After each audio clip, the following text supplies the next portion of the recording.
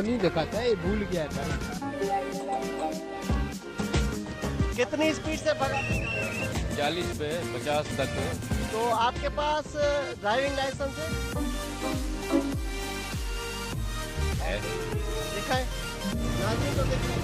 अभी तो नहीं है मेरा। अरे मैं पढ़ा आज मेरा गलती से घर रह गया, वरना मेरे जेब में होता है। वो गलती से कर रहे गया तो आपको तो हक नहीं ड्राइव करने का। मैं ड्राइवर नहीं, मैं पीछे पीछे बैठने वाला ड्राइवर मेरा वो बैठा हुआ उधर। नौकरी है ना मेरी भाई। ड्राइविंग लाइसेंस कोई नहीं देखता, मैं अपने अफसरों को दिखाऊंगा आपको। ड्राइवर हो? जी जी ड्राइविंग लाइसेंस है? जी बिल्कुल है, अभी बात भी नहीं है। तो आप जो चला रहे हो गैर कानूनी है ना गाड़ी? नहीं गैर कानूनी नहीं है। जहाँ कानून के रखवाले खुद कानून को मजाक बना दे तो उस कानून का अल्लाह ही हाफिज।